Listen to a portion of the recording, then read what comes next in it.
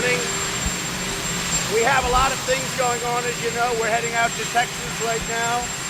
But Portland, let's give you a little report on Portland. We have the courthouse very well secure. Our people have done a fantastic job. You hear all sorts of reports about us leaving. We're not leaving until they've secured their city. We told the governor, we told the mayor, secure your city. If they don't secure their city soon, we have no choice. We're going to have to go in and clean it out. We'll do it very easily. We're all prepared to do it. So in Portland, they either clean out their city and do the job and get rid of the anarchists and agitators, which is what they are. They're not protesters. They're anarchists and agitators. We have many in jail. Many of them have been put in jail, and it's going to be a long sentence. They either clean out their city and do it right, or we're going to have to do it for them. Are you withdrawing troops from On CARES, I think maybe, Steve, would you like to say something on that? Well, as of now, we're very far apart, and because of that, the President and we have discussed a short-term extension to UI and the eviction so that we have some period to negotiate before this runs out. And the President... we want to work on the eviction so that people don't get evicted. You work on the payments to the people, and the rest of it, we're so far apart, we don't care. We really don't care. We want to take care of the people. The Democrats aren't taking care of the people. The payments aren't enough. The payments aren't enough. You understand that? They're not making the payments. They're not making them high enough. The Democrats are not taking care of the people. Nancy Pelosi takes care of herself, but she doesn't take care of anyone else. You look at what's going on with Schumer. So when Schumer and Pelosi can get together and take care of the people, we'll do something. In the meantime, we ought to stop eviction because that expires very soon. So we want to stop the eviction. How do you rate Kamala Harris as a VP? There's a rumor it's going to be her. I think it'd be a fine choice, Kamala Harris. It'd be a fine choice. So you think you want to pass a short-term bill? A short-term bill? Are you saying you want to pass a short-term bill? I don't hear a word you're saying. Are you saying you want to pass a short-term bill? Well, we're looking at a deadline, obviously, of this Friday. The President's very focused on eviction and unemployment. And if we can't reach an agreement by then, the President wants to look at giving us more time to negotiate this. We're focused on those two things. We want to take care of them now. The rest we can discuss later. They want big bailout money for Democrats that ran cities terribly. Their cities are going down to the tubes. You look at Portland, you look at what's going on in Seattle. Democrat-run cities, whether you like it or not, they're terribly run, and they're always overtaxed. So they've taxed them too much and they've run them poorly. And we don't like that. And what the Democrats want are bailout funds. And what we want is we want to take care of people. And we should reward most of this country that's well run. You know, most of the country is very well run. You're watching a Portland and you're watching Seattle. You're watching New York where they had a 400% increase in crime. 400%. My city that I love, that I left to do this job, and they had a 400% increase, and it's unacceptable. But most of the country is very well run, and Republican cities are very well run. And it's a shame to reward badly run, radical left Democrats with all of this money that they're looking for cities to throw it away on cities that are poorly run. What about the FBI money? Are you confident Russia did not place bounties on U.S. troops? As I told you, I've certainly read about it, and since then I've talked about it. Colin Powell says it's not true. Colin Powell's not exactly somebody that I'm a big fan of. Colin Powell says it's not true. Other people say it's not true. If it were true, I'd be very angry about it. But if you look at Russia, Russia became Russia from the Soviet Union because of Afghanistan. They lost a fortune and a lot of people, So I don't know why they'd be doing it, but if you tell me they're doing it, I will certainly take that under consideration. How would you respond if Russia did turn out to have done that? How would you respond? I would respond appropriately. Nobody has been tougher on Russia. Nobody has been tougher on China. Nobody has been tougher on Iran than me. And it's not even close. And everybody knows it. Nobody's been tougher on Russia. China or anybody else than me, including our allies, NATO, who I got to pay $140 billion more money. $140 billion, you know what that is? And you know why? That's to hold Russia in check. All right? I did Russia no favor. Nobody's been tougher on Russia than I have. President, on NATO, you just gave the order to remove U.S. troops from Germany. How does that keep Russia in check? Well, Germany's delinquent. They haven't paid their fees. They haven't paid their NATO fees. And they're way off. And they've been off for years, and they have no intention of paying it. And the United States has been taken advantage of on trade and on military and on everything else for many years, and I'm here, and I've been straightening it out. But Germany owes billions and billions of dollars to NATO. And why would we keep all of those troops there? And now Germany's saying it's bad for their economy. Well, it's good for our economy. Germany is delinquent. They're at 1%. They should be at 2%. And actually, everybody should be at 4%, not 2%, because 2% is too low. But they're at 1%. And they've taken advantage of us for many years. And you think that's bad? They take worse advantage on trade. And I was all set to fix that, and then we got hit with the China plague. But we'll be fixing it. And a guy like Biden, this country wouldn't have a chance. With Biden, our country wouldn't have a chance. Go ahead. In terms of China, they closed our consulate in Chengdu. Are you planning a response for that move by China? No, we'll see what happens. That's all right. We'll see what happens. Are you dropping the demand for FBI money, the FBI building? So the FBI building, they've been trying to build a new building for many years, many years.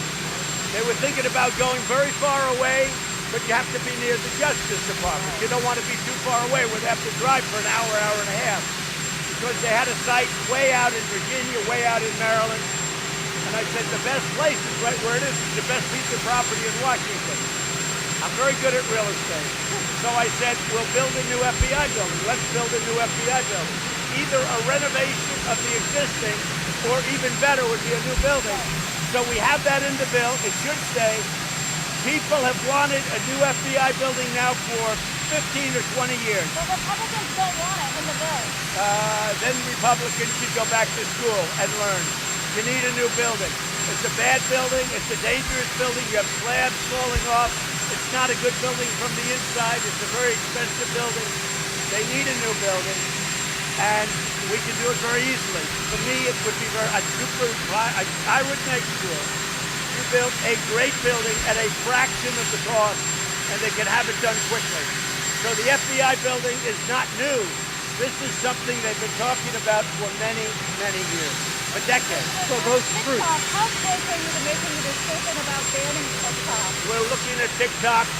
We're thinking about making a decision. We're going to be watching the hearings today very closely, because there's no question that what the big tech companies are doing is very bad. Let me also add on that. TikTok is under CFIUS review, and we'll be making a recommendation to the president on it this week. So we have lots of alternatives. So do you regret tweeting about that doctor, Mr. President? Do you regret tweeting about that doctor yesterday? Regret what?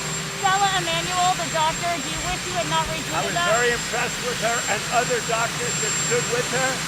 I think she made sense, but I know nothing about it. I just saw her on, making a statement with very respected doctors. She was not alone. She was making a statement about hydroxychloroquine with other doctors that swear by it. They think it's great. So she was not alone. Fake news CNN made it like, oh, I said this, I said that. She was with a whole group of people. And you ought to tell your network, the reason their ratings are so bad is because the coverage is so false. If CNN would be honest, and that goes for MSDNC also, but your network is so dishonest in its coverage on just about everything. And there's an example. I was very impressed by her. Know nothing about her. I had never seen her before, but certainly you could put her up and let her have a voice. So what they did is they took down their voice. Now, they seem to never take down the other side. They only take down conservative voices. It's a shame. And with hydroxy, all I want to do is save lives. I don't care if it's hydroxy or anything else. All I want to do is save lives. If we can save lives, that's great. Now, one thing, we're doing very well on vaccines and very well on therapeutics. So that's very important. But I happen to be a believer in hydroxy. I used it. I had no problem. I happen to be a believer. Many, many people agree with me. A great test just came out from the Ford Clinic in Michigan, very respected. We'll see how it is. Did you talk to Russia? Have you decided how you're going to give your convention acceptance speech yet? Well, I'm thinking about it, but we're picking a location fairly soon. We'll let you know. It won't be here at the White House. It'll be somewhere in It might be. It's something we're thinking about. So back to Germany. Are those troops, what signals does it send to Russia? Because those troops were always there to defend Europe against Russia. You're right. They're there to protect Europe. They're there to protect Germany, right? And Germany is supposed to pay for it. Germany's not paying for it. So why should we leave them if we don't want to be the suckers anymore? The United States has been taken advantage of for 25 years, both on trade and on the military. We're protecting Germany. So we're reducing the force because they're not paying their bills. It's very simple. They're delinquent.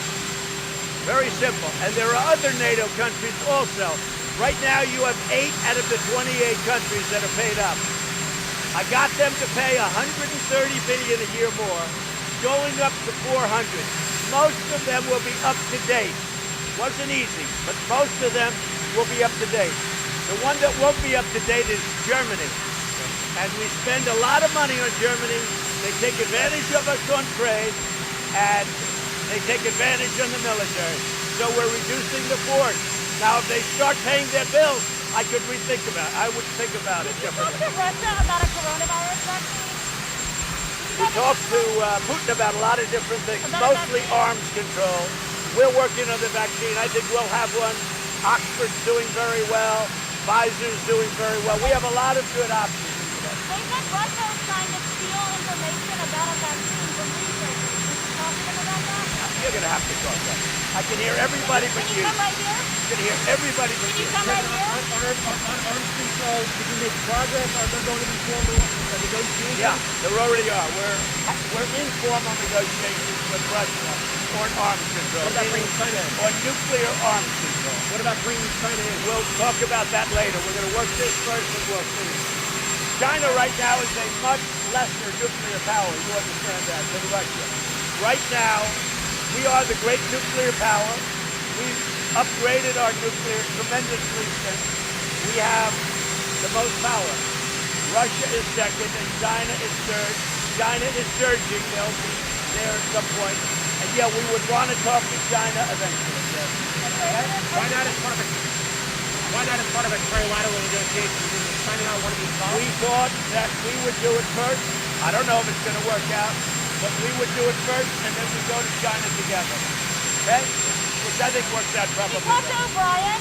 Did you talk to Robert O'Brien? I did. I wished him well. I haven't seen him in a while, but he went on Why not? vacation. He came back. He wasn't well. He tested positive. He's doing very, very well. Why haven't you seen He him said lately? he's doing very well. I spoke to him yesterday. Mr. President, are you concerned about reports that a lot of Americans wouldn't accept the vaccine? And what would the administration No, I'm not concerned. Well, I'm a therapeutic person too, to be honest. I love the idea of therapeutics where you go in, you give somebody a transfusion or a shot, and they get better. I am a big therapeutic person, but we're doing very well on vaccines and therapeutics, okay? And as far as Portland is concerned, we've taken a very strong stand. They are anarchists, they're radical, crazy people, and they're either going to straighten it out for themselves, Portland, the police, and maybe if the state gets involved, that means the governor and the mayor. But they're very weak people. They're very weak people. These radicals, these anarchists are controlling the governor and the mayor. The mayor went into a rally. It wasn't accurately reported by CNN, by NBC. The mayor went into a rally. He thought he'd be their buddy. They excoriated him. What they did to him was incredible. Lucky he had 5 bodyguards, but they excoriated him. NBC, I didn't see CNN because I don't watch CNN. NBC absolutely covered it like he was their big buddy. No, he was in great danger of dying. He He would have been dead if he didn't have his bodyguard. These are bad people. These are anarchists. They're agitators. And either they do something or we're going to do it. In the meantime, our purpose there is only to protect our federal buildings, which we're doing with no problem. I mean, they're nasty and they're vicious people, but our people are very powerful people, very powerful. And either they're going to clean up Portland soon, or the federal government is going up and we're going to do it for them. So either they clean out Portland, the governor and the mayor, who are weak, either they clean out Portland or we're going in to do it for them. Okay, thank you very much. Thank you.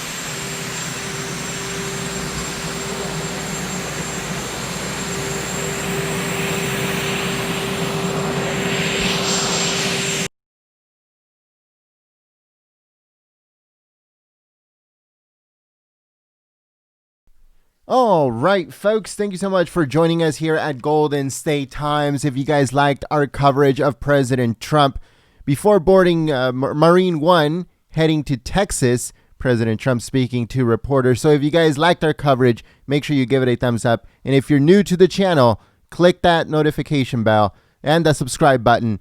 And stay tuned because President Trump has a speech today from Texas at an oil rig. So he's going to be talking about energy. He's going to be talking about the economy and jobs in Texas. So stay tuned. President Trump live from Texas today. If you want to get notified, text the word Trump live to the number 555-888 to get notified by us instead of YouTube.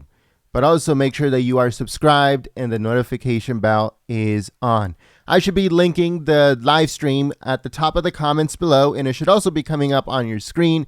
Head over to the live stream, set the reminder, and give it a thumbs up and share it on social media. Thank you so much, folks. Share this video on social media, share the stream on social media, and I will see you very soon. Peace.